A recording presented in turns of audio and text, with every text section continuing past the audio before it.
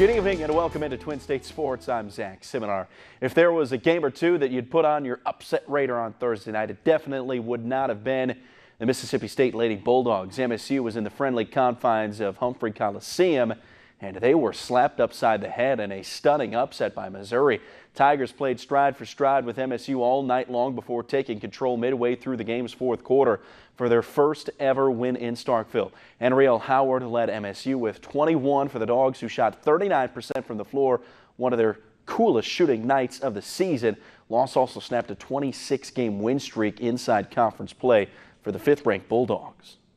Just, really disappointed as the head coach at Mississippi State, but we got out toughed and out hustled just about every loose ball. It was just one of those nights where we were just, it happens, sometimes y'all with teams that aren't very mature and you come off a big win like Sunday and played that well, and, you have it's just hard. State will return to the court for a 1 p.m. Sunday tip at Texas A&M. In a back-and-forth affair, the Ole Miss Rebels would get contributions from multiple players to earn their third SEC win of the year.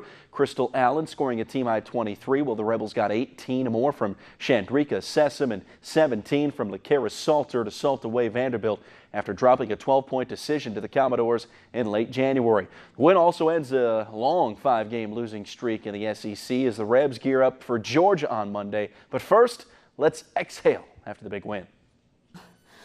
We really needed the win for morale, for just belief, and we have a little personal goal that we're trying to achieve in the stretch, and that's to get a first-round bye, which would be incredible. First of all, they picked us last, and it's looking like if we continue to improve that won't happen. And on opening day across college baseball, we have ourselves a pair of blowouts. Mississippi State all over the Penguins of Youngstown State, and Ole Miss rolls Wright State. The Raiders, both MSU and Rebels, will continue their respective series with those two clubs tomorrow afternoon. The New Orleans Pelicans ended the first half of their up-and-down roller coaster-like year with a win over the Thunder on Thursday night. Today, they fired their general manager, Dell Demps. Demps held the position for 9 years and included 3 trips to the playoffs, but only once did they advance past the first round. That was last year.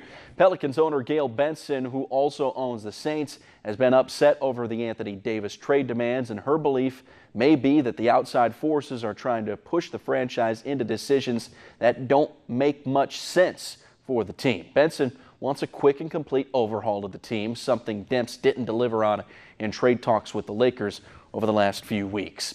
The Gander RV Dual 150 is being run last night at Daytona. Finishing order for each duel determining the starting order for Sunday's Daytona 500. Jimmy Johnson getting into the 18 of Kyle Busch in Duel 1, sending the M&M's Camry for a ride. Busch, he would never recover. He'll roll off 31st on Sunday. Then on the final lap, it's Kevin Harvick out front. He will not relinquish the lead. He wins Duel number 1. He'll start P3 this weekend.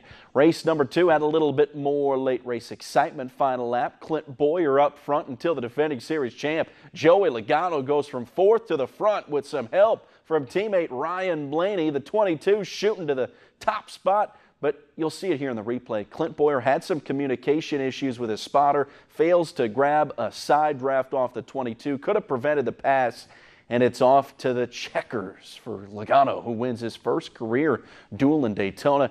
And the 2015 Daytona 500 champion will start on the outside row on Sunday. Coverage beginning at noon. The race begins at 1:30 coming up on Sunday. It is the Super Bowl of NASCAR. It's the biggest race of the season. Yeah, unlike the other sport, they play their Super Bowl at the beginning. I mean, there's still a championship they had at the end. The one thing that I love about the Daytona 500, it's a points-paying race. These guys don't care about points. I mean, they'll lay it all on the line. They'd rather finish last with a chance to win rather than come in second. Points don't matter, even though it's a points-paying race. I like it when they push people out of the way. Make a little bumper cars. Let's have some fun. We're going to see that on Sunday. Good.